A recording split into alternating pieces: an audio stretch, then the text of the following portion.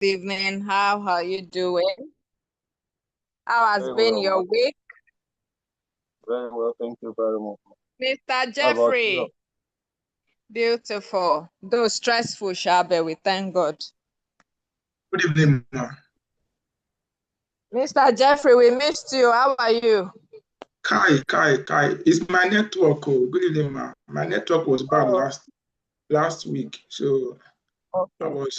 I couldn't I was unable to engage in last week. It's okay, no problem. All right. Let me just give how many minutes now? Maybe 2 minutes.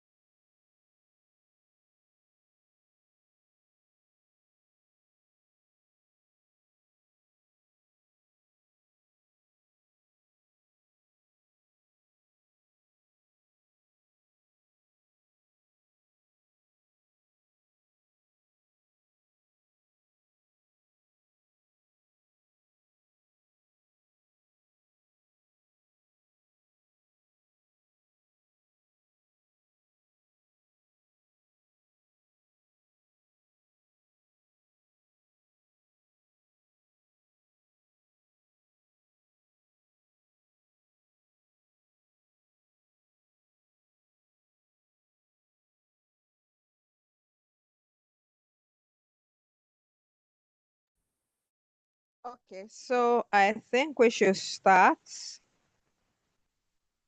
so that others will join in. All right. Yeah, okay. I think maybe we should be sending reminders a day before and also on the general group so the people can be up. Mr. Chibori, just post that thing on the general group, the general research and development group. Okay. I'm gonna do that. Because some people might be there just so that they're aware that we've started.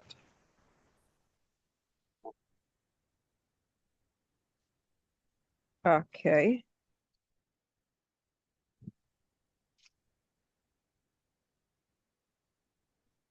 So let me just quickly do a recap. Yeah. So when we started, we talked about solving problems, identifying problems around you and preferring solutions to them. We also talk about how to develop business ideas from problems.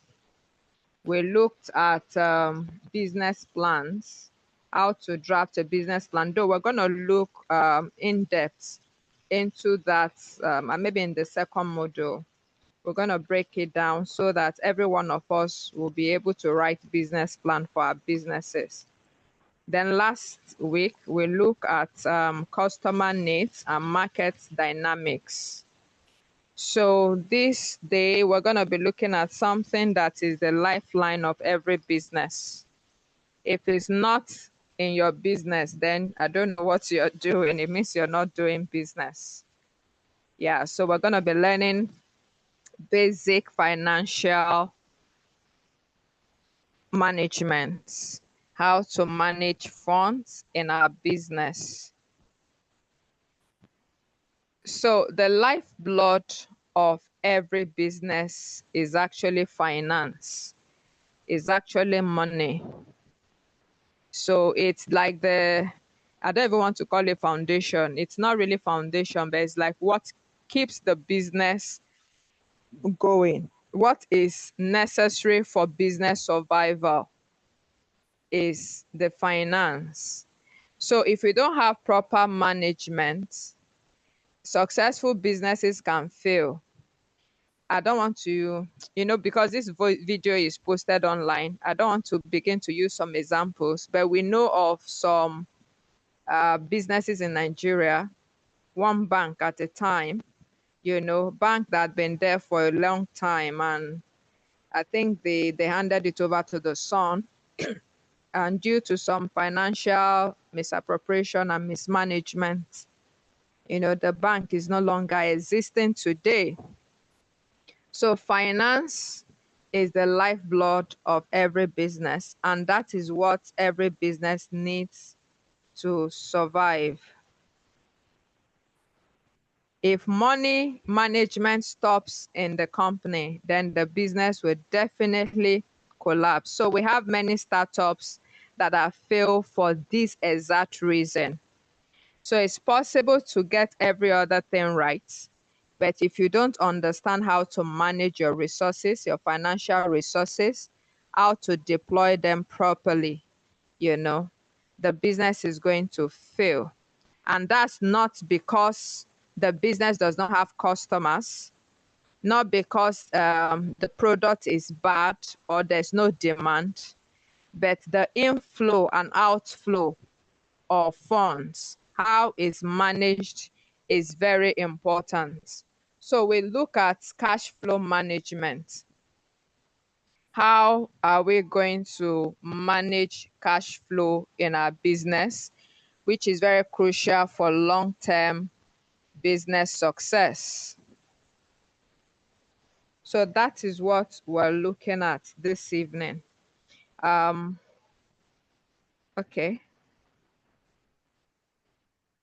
Yeah. So most businesses can have what we call startup capital. Startup capital. So most times, most people will say that the startup capital, especially startups in Nigeria, I work with them often. So, most people, when you ask them what is the problem of your business, they'll tell you it's capital. They'll tell you, I don't have capital. But I've also experienced several companies that started out of nothing. So capital is key, but most businesses or some businesses can actually be started with 0 naira, and I mean 0 naira, because business starts with idea. Yes, then you begin to look at what you have. I know a business that's a yogurt distribution business that started in 2005 now, with 50,000 naira. And that 50,000 naira was somebody's school fees. Like the man's friend, lent the man her school fees. That was such a great risk, but gave the man her school fees that, okay, I see you doing this business and all. Oh yeah, add this 50,000. So maybe the man probably start with 5,000 naira. So what it does is it brings yogurt from Kaduna to Lagos. What's the name of that product again? Farm Pride. Yes. I don't know if any of us know Farm Pride. So Farm Pride, yeah, is a story I'm saying here. So the man brings products. Do you know the products? In Kaduna, yes. Yes, I've you been, know. I Okay. think I've been to Lagos. One You, well packaged. Yes, Farm Pride. Yeah. So this man goes to Kaduna, brings it. Of course, with that amount of money, you can't afford to take a bus, rent a bus or truck or anything. So he uses all these night buses, all these Marco Polo buses. So he pays to the company send it to the park, and they bring it to Jibowu in Lagos. Yeah. So I'm just trying to be as practical as possible so that some of us don't close our eyes to the ideas God is giving us because we think there's no money to run it. So this man started like that until this lady, I think just a month he started. This lady now like, I don't have money, because he started asking maybe friends, when you want to do business, the rule is how much do you have? The second thing they'll ask you is ask family and friends before you even begin to look for banks or loan and any other thing. So this lady gave him the 50,000. He continued the business. It was about that time that I met the man, and he told me I just started this business and all that. And that was long ago, like 18 years ago or nine. No, 2005. That's 21 years ago. Wow, 21 years ago. Yeah, so it started with a business, but the long and short of this story is that same man, ShopRite came to Nigeria, is it 2007 now or 2006? So not long after that time, because he started having all these supermarkets, he will collect their order, he will supply them, he will collect the money, send more money. So he kept growing that 50,000 naira to the point that business grew so much that this man started supplying ShopRite in Lagos, started supplying ShopRite in the north, in Kano, in Abuja, and where else they have ShopRite in the north. Started supplying ShopRite in Asaba, Enugu, and all those everywhere in Nigeria, about 26 outlets. And that man, of course, I know him personally, so I'm not telling you a story I don't know. Until that man started supplying 26 ShopRite outlets and over 100 other outlets in this Lagos, all these supermarkets, hotels, and all that. So the man was everywhere. Something that started with 5,000 to, let's say, okay, 50,000. Until the point I know, at that point, he was no longer traveling or taking product anywhere. At that point, they've created a system around that business such that they just send money to the company. The company in Kaduna goes to supply the products. So this man was not doing anything at the point. He just sends the money. They do the supply. He raised the invoice. The customer pay into his account. He credits the parent company. The parent company does the supply. So he was just going in that circle until in a week, he gets like 5 million alerts, 10 million alerts on this same product every week. On this same product that he started with 50,000. So this topic I'm taking us this evening is very, very key because we need to learn how to manage small. Whatever we have. A time came that banks were even the one pursuing the man because a time came he was asking bank for money. Bank did not answer him. So a time came that banks were now the one like, don't you need loan? Don't you need more money? So that is what financial management is. Planning your money, controlling your money, and tracking the money. That business that business gave birth to other businesses that I'm aware of. The man was able to get a warehouse. The man was able to buy a Peugeot bus. The man was able to invest in something from that one singular business. So financial management involves planning, controlling and tracking money in and out of a business. In and out of a business. So you need to have a plan for your finances. You put in 100,000. After the product is sold, 120,000 comes back to you. You need to be able to plan, okay, operations, logistics, what is taking our money, our expenses is too much. What should we cut down on? Because at the end of the day, you want that 100,000 to become 10 million. And that is what financial management can achieve for us. So it helps us to make informed decision for growth. And I believe this thing I've shared with us will help somebody here. Whatever your business you're doing right now, I don't know how much it is, but I can tell you from experience that you can actually grow that money only if you will be disciplined. So let's quickly look at some financial concepts. So when we talk about revenue is like the money that is earned from selling product or service, like the total money that comes to you. I'm selling 100 bags of pure water. Each is 500 naira. That is 50,000, right? Yeah, that's 50,000. Total revenue that comes when you exchange a service or a product. What comes back to you? Total is what we call revenue. Then the cost refers to the money you use to operate the business. The cost of production or the cost you use to develop that service that you are selling. Then with salaries, with rent, the marketing, the data, any and every other business expense is what we call costs. This is the cost it takes to produce a bag of pure water. Maybe the total cost plus the borehole. You have to do borehole to generate water.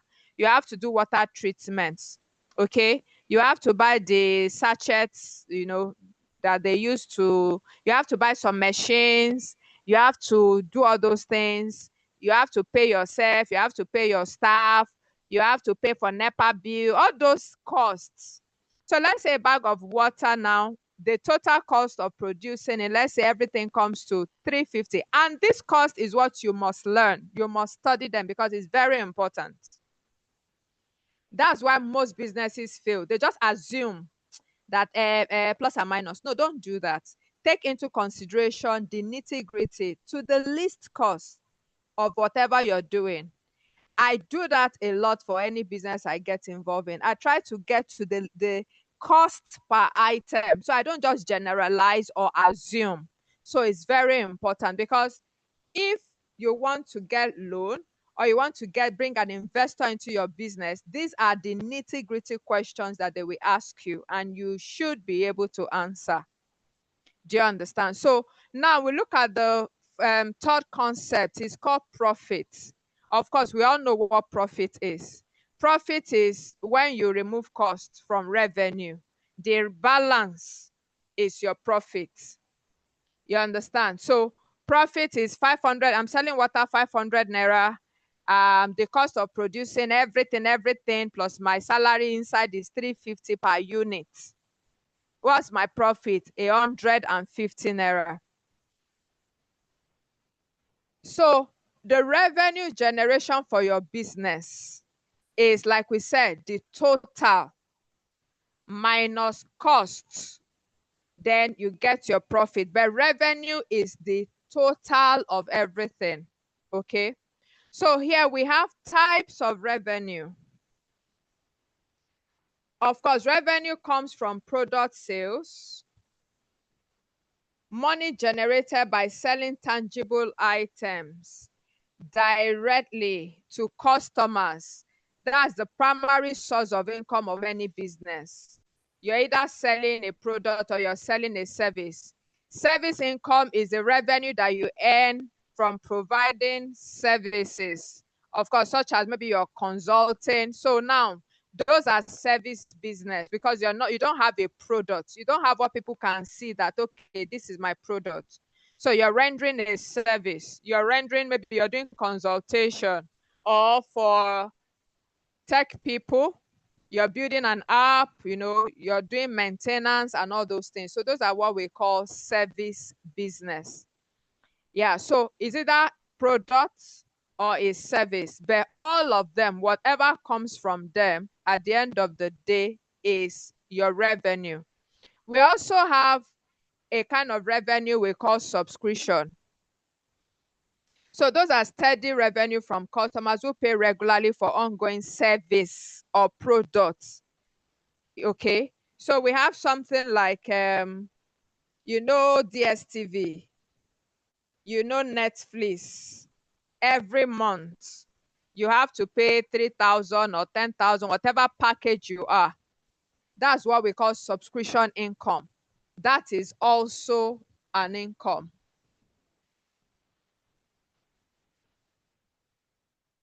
So the monies that you spend to operate your business includes essential expense, such as, of course, we said whatever it requires, it takes for you to produce that product or to render that service is your costs. We also have salaries for people that have offices or that have warehouse. We have rent, we have marketing to ensure growth and all that.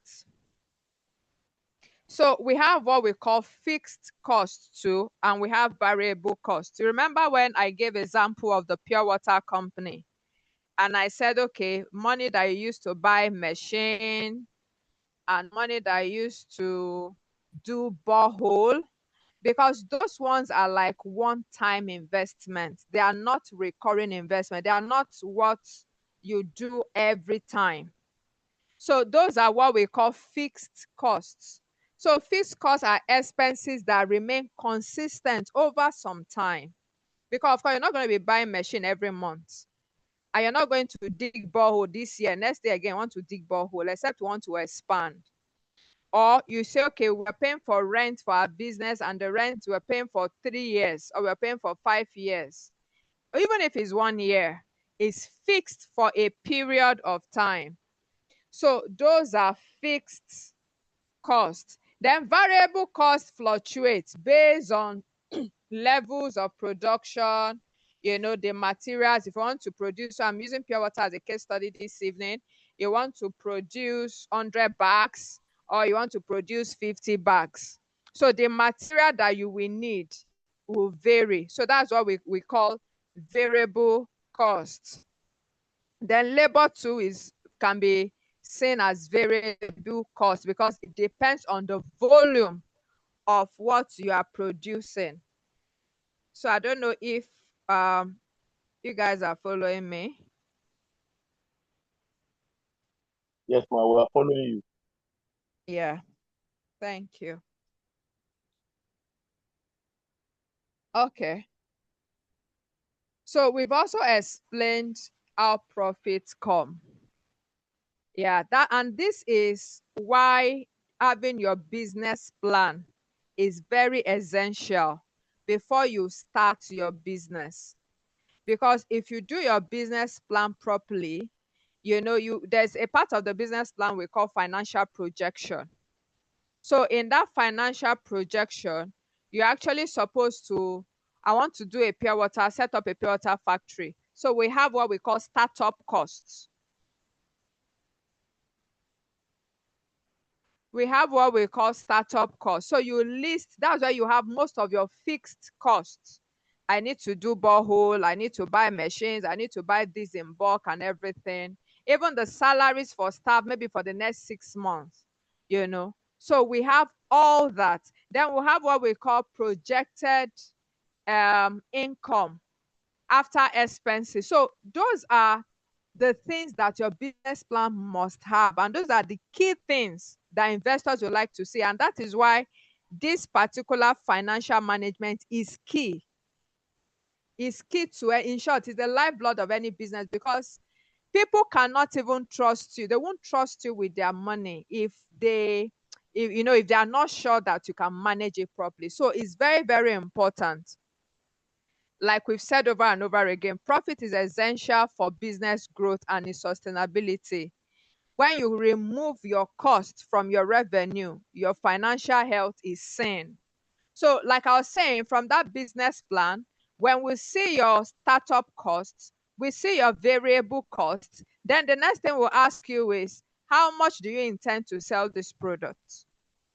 So if anybody presents their business plan to me, or someone is telling me, I would like to go into this business and I want you to partner, or I want you to bring money and all that, and you submit your business plan to me, the first thing I'm looking at is, okay, how much does it take to start up this business?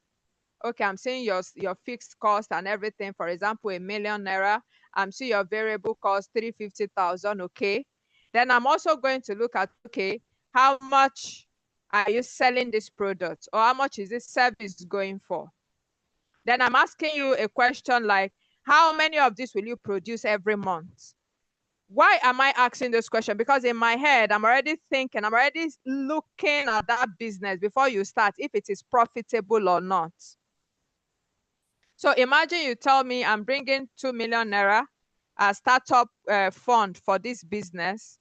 And I'm looking at your financials, and I'm saying that, okay, every month when you sell your products, you're making maybe your total revenue is 200,000.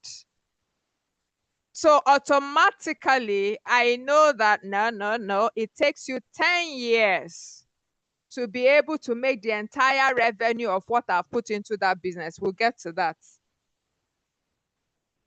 So why profit matters? Profit matters because business has to grow. Profit allows a business to invest in new opportunities, enhancing the products while driving expansion and increasing market share. You don't want to imagine the story of the man that was selling yogurt. You know, it started with selling yogurt. I think at that time it's just what we call SKU, like maybe 3 products. So we have the plain yogurt, we have the strawberry, and we have the sweetened. As at the time that I knew last about that product, the man was already doing like 16 SKUs. So at that time, it's obvious that the business has expanded. You started with 50,000, now you're looking at 5 million weekly. The business has expanded. You started with 3 products, 3 variety. Yeah, that's what SKUs, 3 variety. Now you're doing 16 variety. So the essence of profit in business is for growth and a measured growth also, so that you are able to see that, okay, this is how we started. We've added more machines, or we've expanded. Okay, we're doing 500 bags of pure water. Now we are doing 5,000 bags per day. That's the essence of profit in business.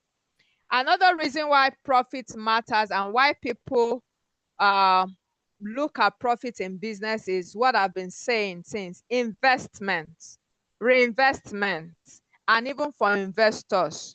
So reinvesting profits back into the business provides essential resources for innovation, development, improving operational efficiency, and ensuring long-term sustainability.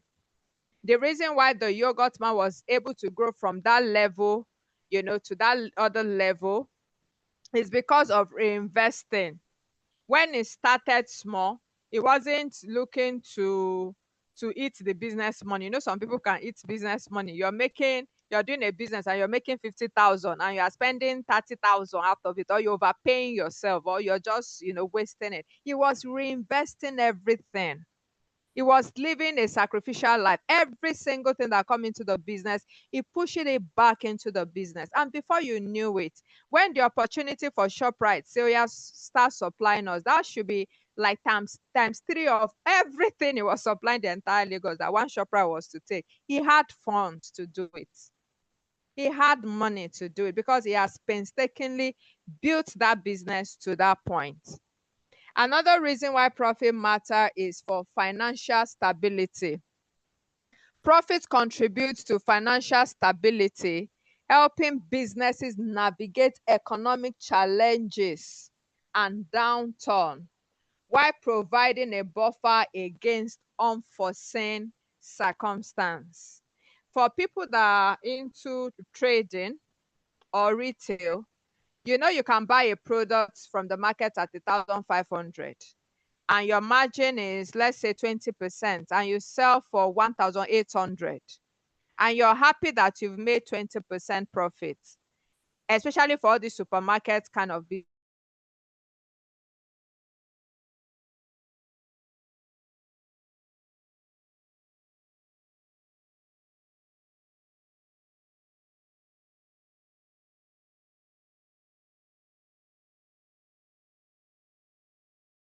1/8 that you sold and you were rejoicing, you're already in loss of, that's about 15% now.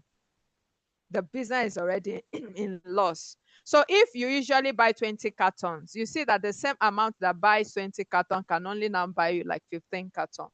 So that is why we need to keep reinvesting. We need to keep pushing the funds back into the business until the business grow to a point. The business will actually grow to a point of stability. And at that point, you can say, okay, I want to buy a car, or I want the business to do this. In short, you shouldn't just buy a car from your business money. What you can do is to increase your own personal salary or whatever percentage allocated to yourself as business owner. So looking at cash flow is basically movement of money, how your money moves. That's what cash flow is about. Understanding money movements, the movement of money in and out of your business, encompassing both inflow and outflow of funds. So you have 100,000 naira. So every day you buy petrol, every day you have to buy diesel for the truck, every day you have to pay one bill or the other, so those are daily expenses. Then maybe monthly, you have to pay for NEPA bill, you have to do your data, you have to pay salaries. So outflow, those are outflow, the way monies leave your business account for business operations. Then inflow is also revenue, the monies that return to your business account from customers, or maybe an investment or something. Money that comes into your business is the inflow, and money that goes out of your business is outflow. So the entire movement of in and out is what we call the cash flow. So when you go to bank sometime and you're looking for loan, so some of the thing that they want to see sometime is, what's your cash flow like?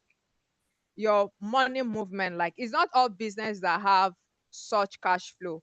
But when you look at retail business, there's a lot of in and out, in and out. When you look at trading business, people that buy to sell, there's a lot of, you bring out 100,000, 120 coming, you bring out 110, 130 coming, you bring out 150, 200 coming on a daily basis. So these are just financial terms that we need to understand. So why does cash flow matter? Of course, we've talked about profitability. A business can be profitable yet face cash shortages if funds arrive later than necessary for operational expenses and obligation. If you're doing a business and you've made supplies and they've not paid you, some of these retail business you do, and they tell you, or distribution, put that into distribution, and they tell you, okay, we're paying you in 2 months. Some will say we are paying you after 1 month. Some will say after 2 weeks and all that. So you know that this business has money when you sit down to calculate, okay, what are the revenues? You calculate what you have supplied and like, wow, we have money. But where is the money? Because your bank account, your bank balance, the company's bank balance does not reflect or does not show that you have that money. So in that case, we said your cash flow is low. You don't have cash flow. Because when they are owing you and it is time to pay salaries and you can't pay salaries, you begin to have problem with your staff. Some of the staff will say they won't return. You begin to have problem with business. So this is why cash flow matters, that you should always have liquid. You should always have money in your business for daily operations. Imagine that you need to produce pure water for tomorrow's sale and there's not even money in the account to buy diesel or to buy petrol. You see that the business will suffer. Do you have money? Yes, you have money, but you don't have enough cash flow that you can use to run the business. So another reason why cash flow matters is timing. Effectively managing cash flow timing is crucial, like I've explained. Delays in cash inflow can disrupt your day-to-day management, can disrupt your day-to-day operations, and lead to financial complication and business failure. So it's very important that cash flow, some people in banks, they want to see that your business have cash flow. To them, that is much more even important than that, okay, you have 30% margin or whatever margin you have. Cash flow just means that this business will keep running and nothing will hinder the business. So careful planning and forecasting of cash flow also helps to prevent crisis, ensuring that funds are available as at when needed to support operation. So now we're going to be looking at what we call break even. I don't know if we've heard of break even. Have you heard of that word before? Break even. Some investor will ask you, when is your break even point, or at what year will you break even? Have we heard of that word before? Yes, Yes. yes, I've heard of it before, ma'am. Yeah. So break even point is that point when your total investment into this business begin to yield. Break-even point is crucial for entrepreneurs. It indicates when a business revenue matches its costs. That is when you can now begin to talk about profit or loss. So if the total money I invested in this business is 2 million and I'm making sales, my revenue that I'm generating every month is 200,000, or let's say 250. If it's 200,000, it means it will take me 10 months for me to break even. I don't know if you understand. So break even is that point where the total money that you've invested into this business has come back into the business. Like you've been able to, I put in 2 million, and that 2 million, you remember that 2 million has gone into creating borehole. It has gone into buying some machineries. It has gone into buying the sachet for the pure water. It has gone into treatment. So those money, they are literally gone. So break-even point is when I begin to now sell those pure water. I begin to sell those pure water, and I can tell you that what we have sold and what we have right now, that 2 million is back in our not necessarily our account, but if you check your book, you will see that this is the 2 million. Excuse me, either in products or cash at hand or cash in the market. So when you are able to recover your investment, the money you have invested into the business, that is when you begin to talk of break even. It is at that point that I begin to look at, okay, profit. Because it's like, take 2 million, I'm giving you 2 million, return my 2 million. Okay? So when I give you 2 million and you're able to say, finally, I've been able to get back your 2 million. It is at that point that you've actually started doing business. So it is from that point on that whatever comes on top of the 2 million, you can now call that your profit. Like, this is now what company has.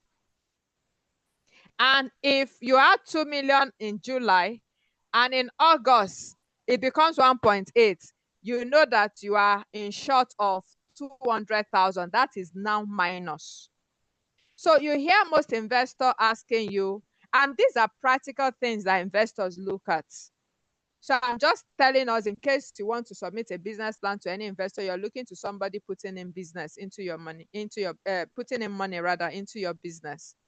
So they want to look at the break-even time, because I want to be able to measure, okay, this 2 million, and I'm looking at your financials, and from my calculation, Kai, before this 2 million will come back 3 years, I can tell you, no, I'm not interested, because there's another place I can put my money, and in 6 months, I'm getting that money back. So you see why that break-even point plays a very, very crucial role in business. So you have to be able to understand your business and the profitability. So I've done proposal for some people, and maybe while working on their business financials, I tell them from my calculation, I'm like, wow, that this, what I'm saying here is 4 years. And no investor, except some kind of business, and maybe an investor that is really willing to stay long term with you. And I've had to advise my clients that this will not work. An investor will not buy into it because this is too long. So what do you do in such case? What you do is to now begin to look at your output, monthly output. Because I need 2 million for this business. Yes, I need 2 million. I can't reduce it. But instead of producing or having a revenue of 200,000 per month from that business, what can we do to increase the revenue from day one to maybe like 400, 500, so that the break-even time can become shorter? So what can we do to increase sales? What can we do to reach out to more customers? Or maybe it's pricing. You begin to like, okay, this product is underpriced, or this service is underpriced. So you begin to check some things, because the break-even time for such a business must be shorter. So it depends on what business, because for every business, of course, is not the same. And some investors that wants to go long haul with you or have equity in your business will not mind the long term. But I don't usually advise people to have too much gap between when you finally break even. It's not very healthy for the business. It can be very discouraging. So the shorter your break-even points, the more prospects that business have. So understanding break-even analysis for business, I've explained that achieving financial balance, to break even, a business must cover its total costs. Budgeting.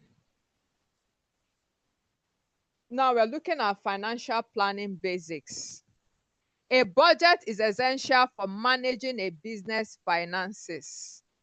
It helps track expected income and expenses, ensuring the business stays on course. In short, the element of this financial basics and planning we're doing this evening is a vital part of a business plan. All these things are to be in your business plan. Even if you've started your business, no problem. You still have to go back and do your business plan. It's very, very important for a healthy business. So you have to be able to forecast. You have to be able to budget. So thing is likely to take us this. So thing is likely to require this. And you begin to set funds in place to meet those needs. And even if you're looking at expanding also, it's very important as a business person that you say, okay, every profit we make, 30% of it is going into our savings account for future expansion, a certain percentage for reinvestment and all that. So budgeting based on expectation, financial expectation. So basic budget breakdown. We have the income and expense overview. A simple budget helps entrepreneurs track income from sales and manage expenses like rent, salary, and all that. So basically what this means is your expected outcome. You know what you are putting into this business. When I put this into this business is likely to generate this. So from that projection, you can now begin to like, okay, so percent will go for salary, so percent for this and all that. It just helps you to have a holistic understanding of income and expenses. Common financial mistakes. Number one, mixing funds. Mixing funds. Most startups do this a lot. Mixing personal and business money can lead to what? Confusion. So if you have to bring in your money into the business, let it be clearly spelled out from day one. All the monies that come into the business in form of investment, including your own money, should be clearly spelled out. Personal money, 100,000. Mr. Emeka, 200,000. Mrs. This person, 1 million. Uncle, this person gave me 300,000. Bank gave me 500,000. Everything, 3.5 million. That is my startup investment. So don't say, let me just be using my money to patch up. The business is not succeeding yet. We are not. Let me just be running the business. Any money you put into the business that is yours, that is not part of the capital, please write it down and get refunded when the business starts doing well. Don't mix your personal and business money together. It will definitely lead to confusion.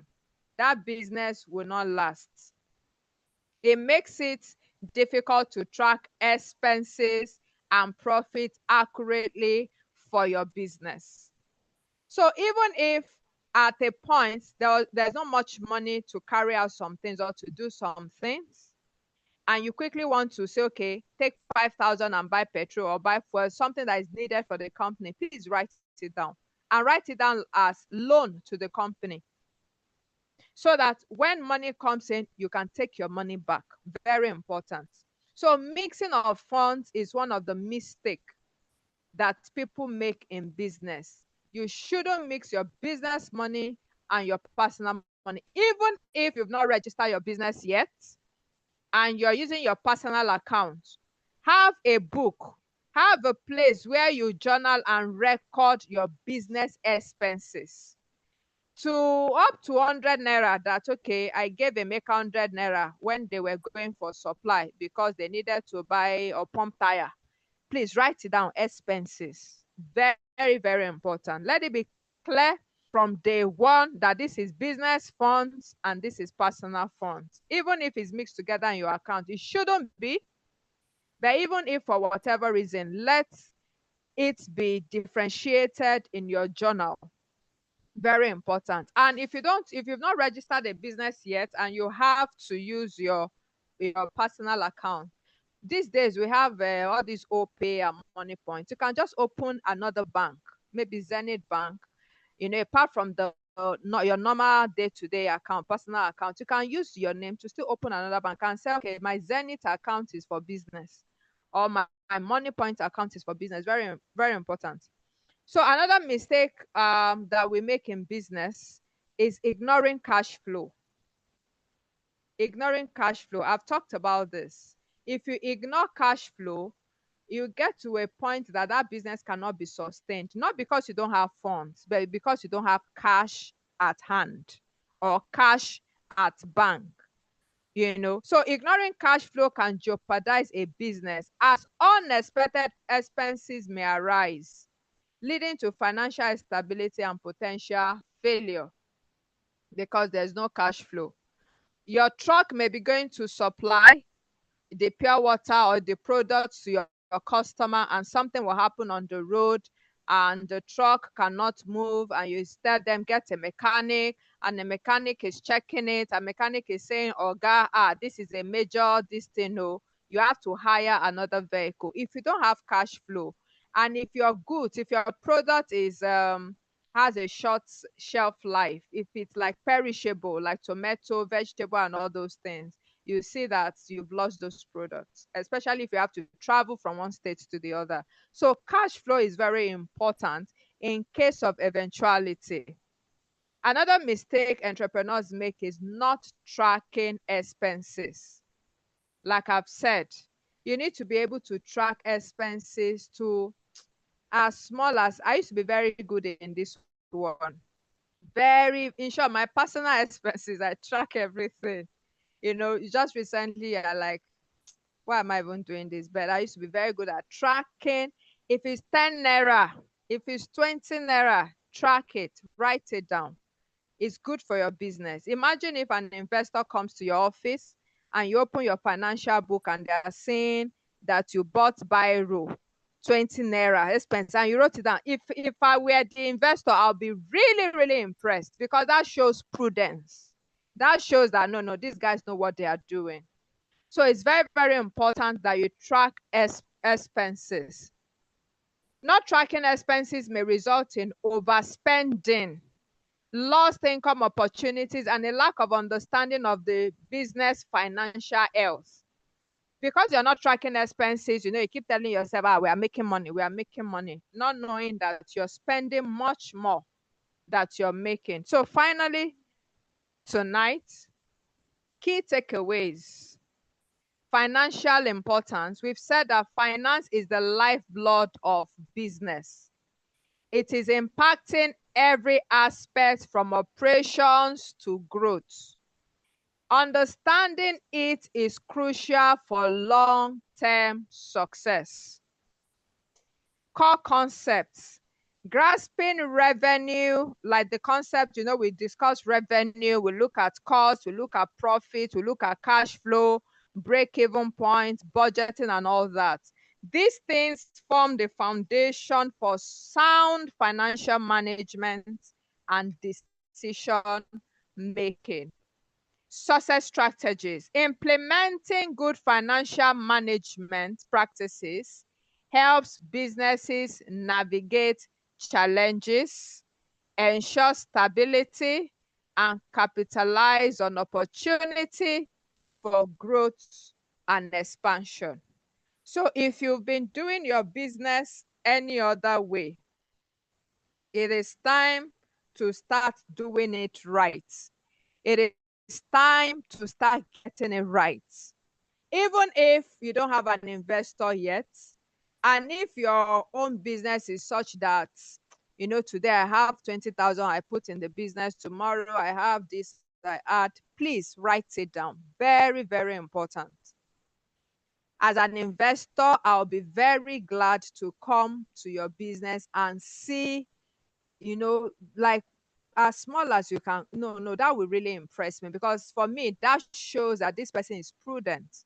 That shows that if I give this person my money, it will come back. So it's very important that we take note of these things. Very, very key. Very, very key. Financial prudence at the end of the day is what will either make the business successful or what will destroy business. And I've also said to us that even when the business becomes successful, your business is now established and is successful, don't just take money out of the business like, wow, we just made 100 million sales. That car I've been eyeing. No, have a formula. Have a formula. You can say owners, you can call it anything. Was it owner's stipend or owner's whatever, but have a formula or owner's reward or something. And say, okay, 10% or 10% is even too much for only one person. Or except it's management, you're looking at other people too. You can say, okay, 2% of my profit or 5% of my profit, I use it to tell myself, well done. So when 5% of my profit in year one is 100,000 monthly, in year two, 10% of my 5% of my profit should be 150. It should keep growing to the point that 5% of my business profits can now buy me a brand new car, or can now give me affordability for that lifestyle that I want to do. But I'm just trying to let us know that business is an entity. separate business from yourself. Your business is not you. You are not your business. You are two separate entities. So you must treat your business well. You must treat your business nice, and that business will keep yielding for you. But when you begin to treat the business anyhow, you know how it is. So I think we've overshot our time. Let me end here. Yeah, just perfect. So let me know if we have questions. Yeah, please. If you have a question, let me know.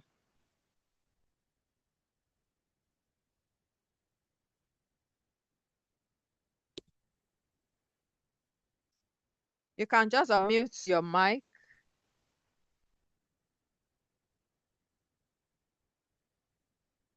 Or if you understand perfectly what we've discussed this evening, I'll also like to get a feedback.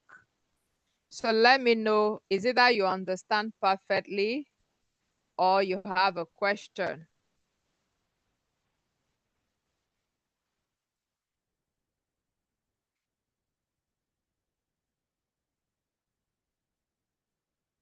Okay.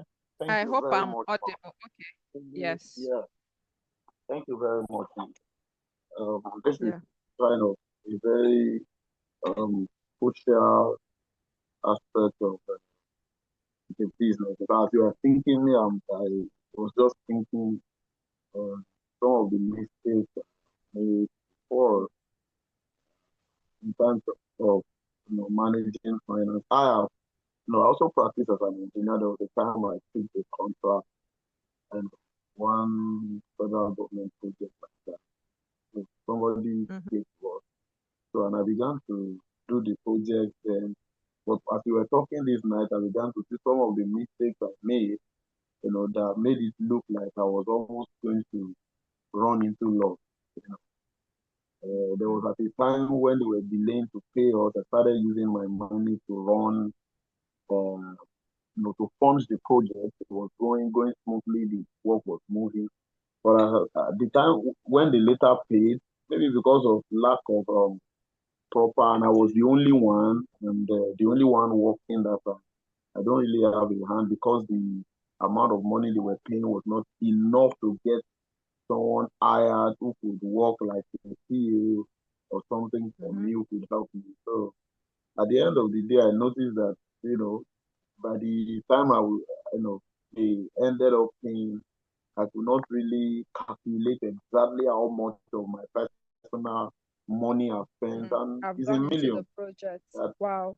years that I've gone into the project that I don't know. At the end of the day, I knew that it's not as though I lost, but assuming there was something like this kind of knowledge that possibly I would have done better and be able to specifically be able to pinpoint what was the interest and so that's what I Very, very just think. important. Yeah. Very, very important. Most people, I have someone around me too that recently started a business.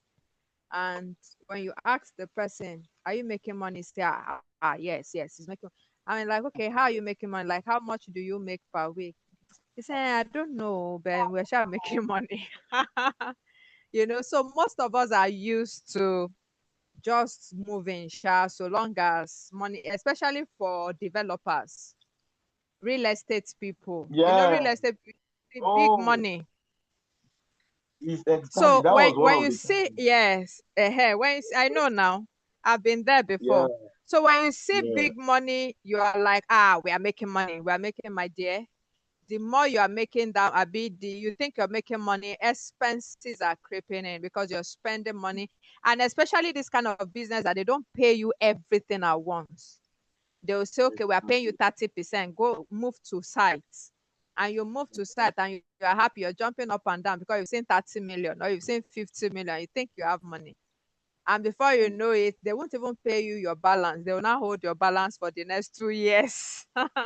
So it's very, very important. So there's a trick. There's a trick for this particular one because I've been there, I've experienced it. So the person I was working with at that time, I just told him because the thing keep reoccurring. You know, most of these companies, or they will tell you, we'll pay you, we pay you. Just move to site, move to site. They cannot pay you like 10%, and you'll be happy because you don't want to lose the contract. So you move to site and you start putting in your money because you also want to impress them. You want them to see that the work is going on. At the end of the day, they can pay you maybe 50% and you've done work of 80% and you've put in so much money, you even borrowed money. You now literally start begging them for, so that your 20% balance, they can decide to spread it 2 years.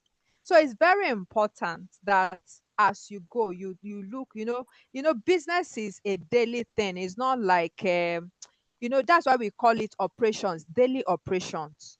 You have to look at even the bottle water you bought while going for sales or while going for marketing or while doing that work is an expense. Put it there. So it's very important that we look at these things. And from experience, I've actually seen that money grows. The money only grows in the hand of diligent people. Money grows in the hand of people that respect money. I'm telling you from experience. If you're very diligent at managing money, at all this basic financial management that we've discussed, if you're very diligent, and it can be painstaking initially because you are seeing money and you are hungry and you are telling yourself delayed gratification.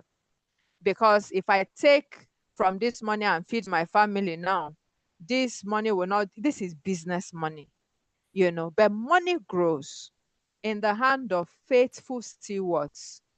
Money grows in the hand of people that are prudent. There's a technology for growing money. There's a technology for wealth. And I can assure us that this thing we've looked at this evening is the basics that everyone must understand if you want to come to wealth or if you want to grow your business. You must abide by these principles. Very, very important. Thank you so much, everyone. The admin is going to post the video so you can go and look at it again and take your time to watch it and study it, see where you are missing it, and please try as much as possible to abide by these principles. Yes, thank you so much. And I also did mention that, except maybe for some kind of business, not all businesses require large funds to start, so that someone here is also encouraged, or someone that's been waiting for capital. Every time they ask you is capital. Every time is prayer point capital. Some businesses, of course, require a level of finance, but not all. I've just given us an example of a business that was started with 50,000 and became very big, that run in millions over time, out of prudence, out of diligence, out of financial management. So just to encourage us to thank you so much and have a wonderful evening. Thank you very much. Thank you for your time. You're welcome. Thank you so much. Thank you very much. Yes, you're welcome. Have a beautiful weekend and bye.